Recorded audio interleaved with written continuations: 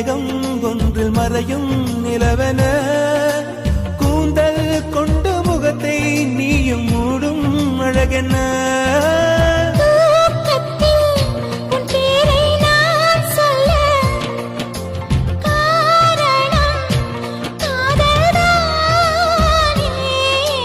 பிரம்மன் கூட ஒரு கண்ணதாசன் தான் உன்னை படைத்ததாலே